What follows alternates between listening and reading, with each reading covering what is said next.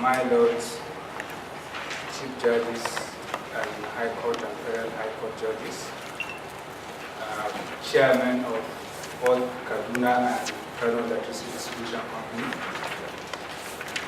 board members of Kaduna and Kano Electric Distribution Company, the representative of BPE, representative of Nigerian Electricity Regulatory Commission, distinguished members, you are highly welcome. I will try as much as possible to make it brief. If you give an overview of the power sector, I think it will take like 3, 4, 5 hours. Because in Nigeria today,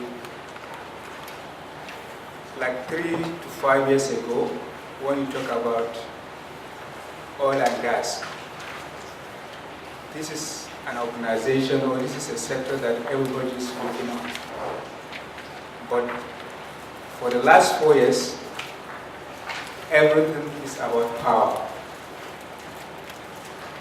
And Nigerians, they have become the power expert, because if you ask ordinary man on the street, he will tell you a lot about power. And I would also like to recognize the presence of former chairman of Nigerian Electricity Regulatory Commission, Mr. Hamadi. So,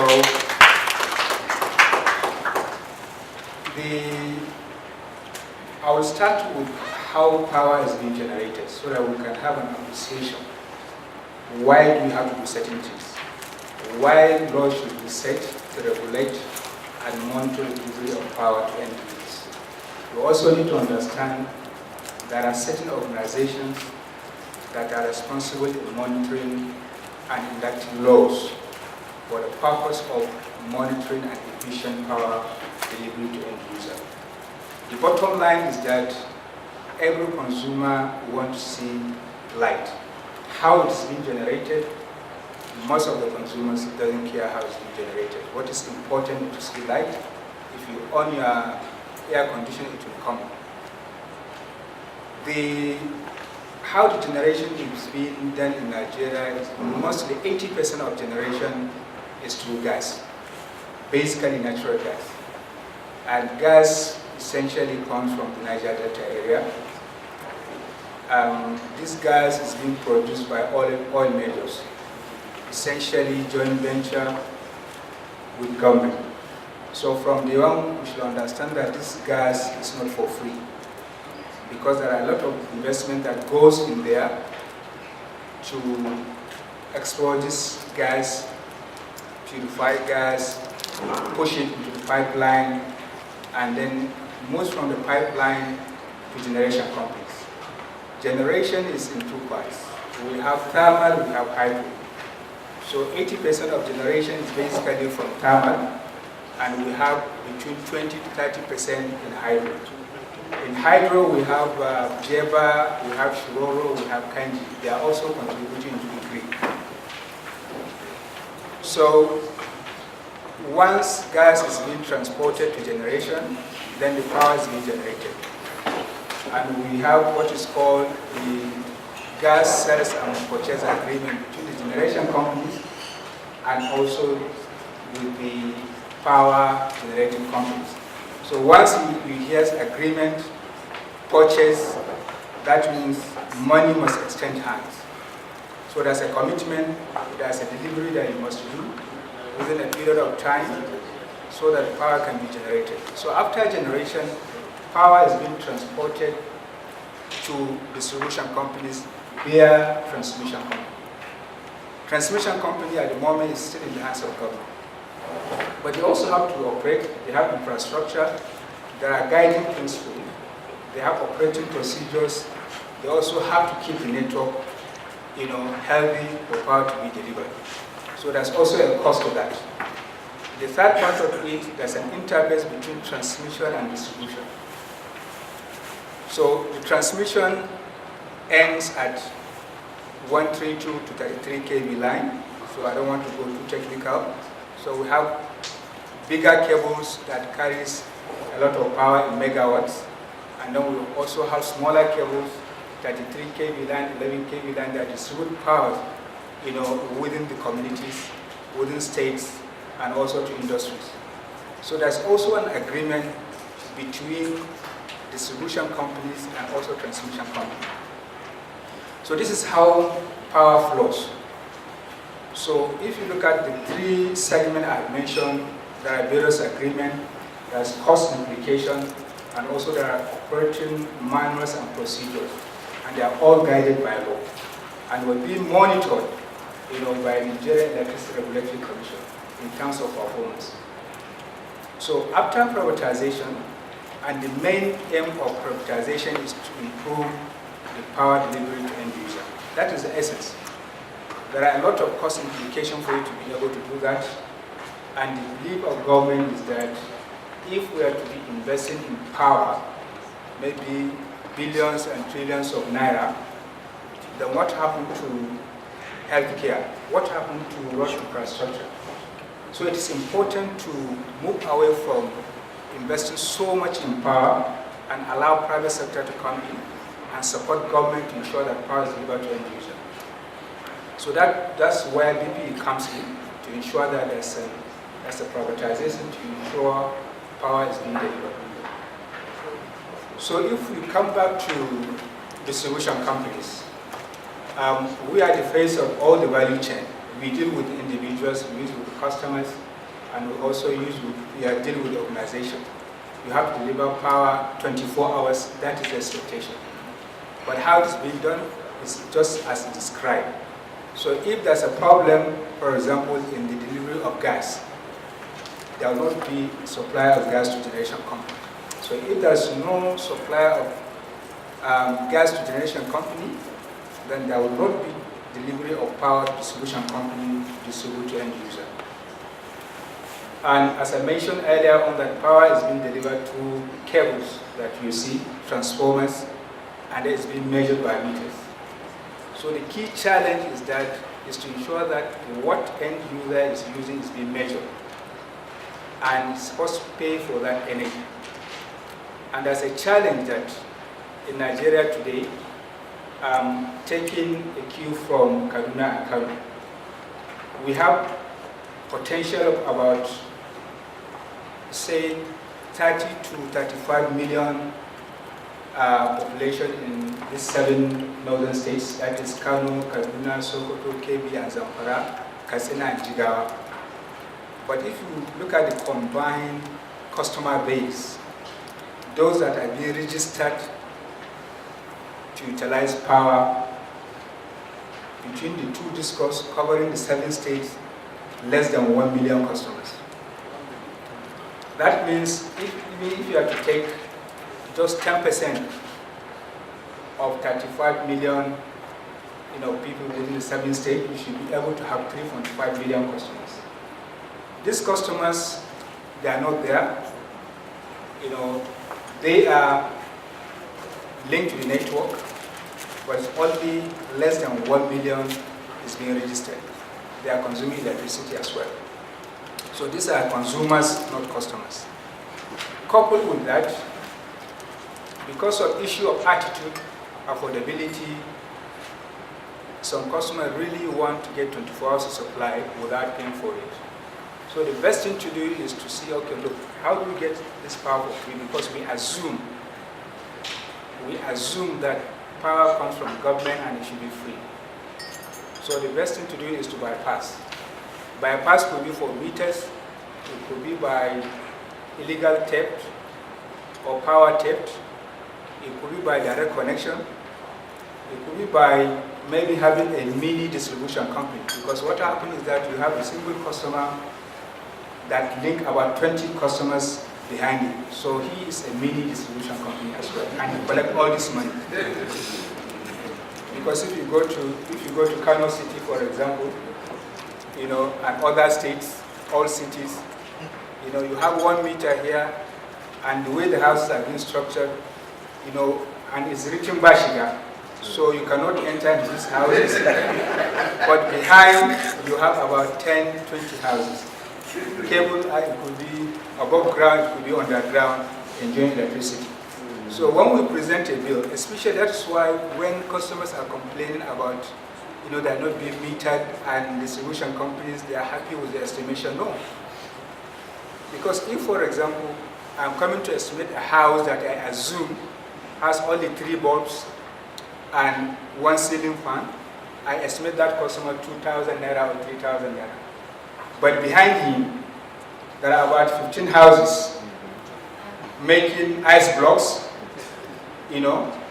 and maybe doing laundry, so many other things. So if this customer is not metered, I'll be only assuming that this is the only person that I'm estimating with 3 bulbs and 1 ceiling fan, 2,000 naira, when the actual consumption will be about 50 to 100,000 naira.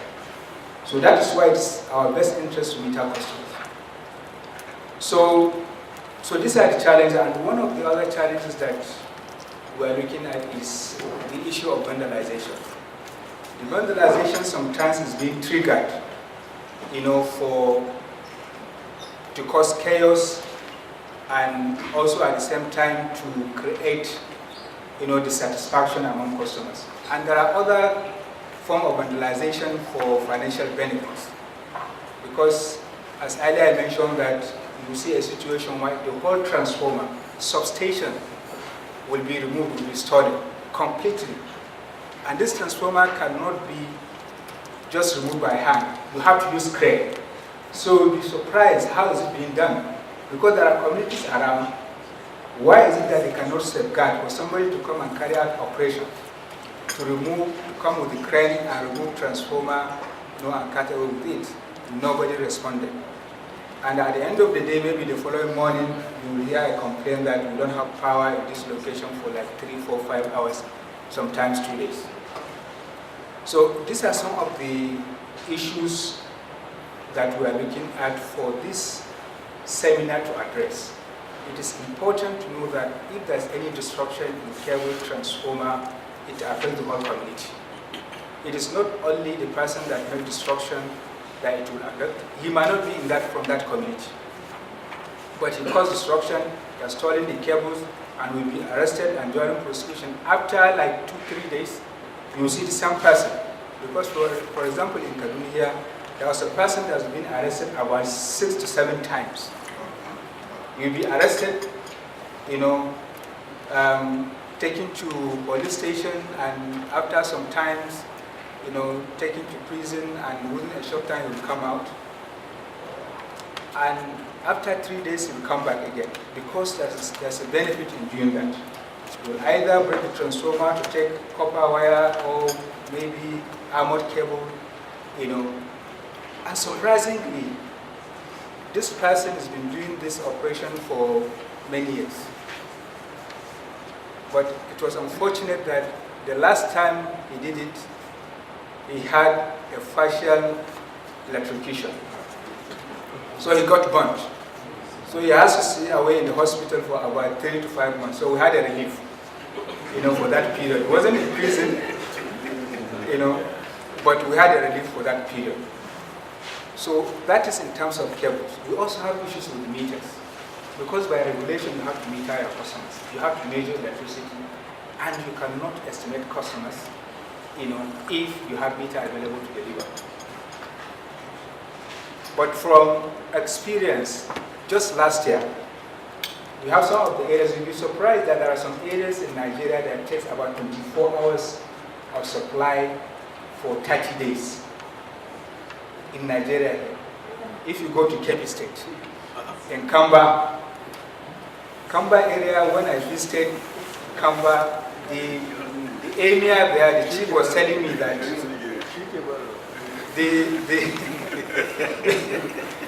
the emir was complaining that actually he was happy for our visit, but unfortunately they used to get 24 hours of supply, but now they are only getting 20 to 21 hours if we can improve power supply in that area.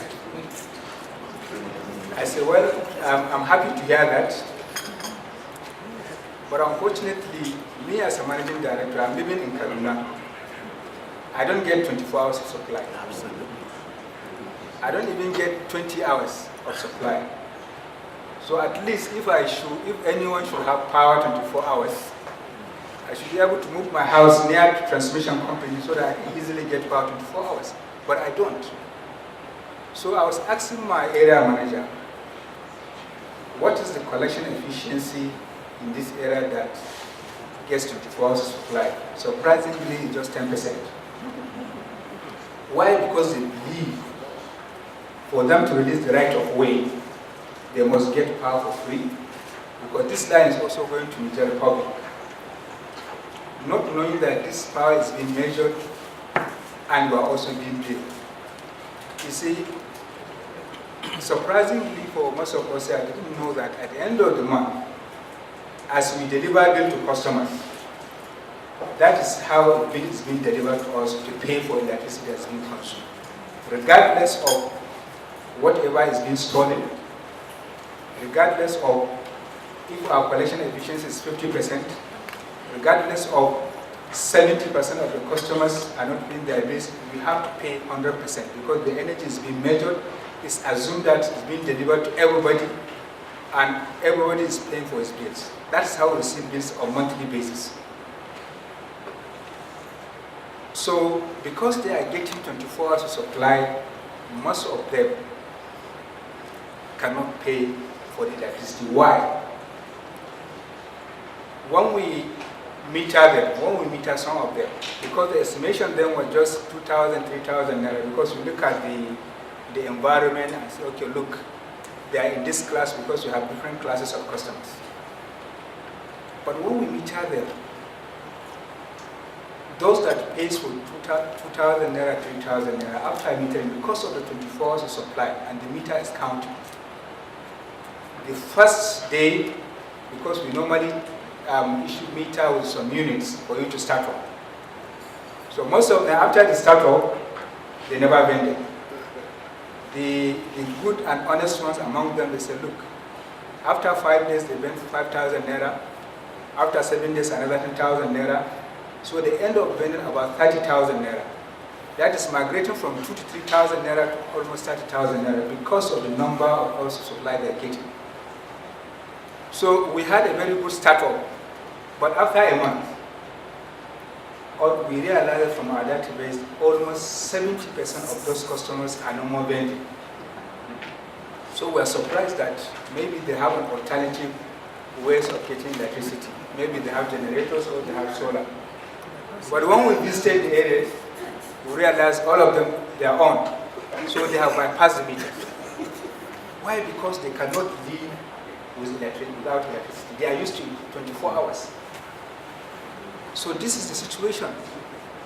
And we have guidelines. If a customer bypasses a meter, if a customer vandalizes a meter, what do you need to do? So the regulators are here, but we also need the support of the judiciary in terms of there are penalties, there are prosecution, but what do you need to do? We need that support. So this is the experience that we are having in some of these locations. So it is important to understand that there are cost elements in terms of supply and delivery of electricity to end user. And if we don't look at those costs, we will never have 24 hours of supply because there are a lot of investment that is required.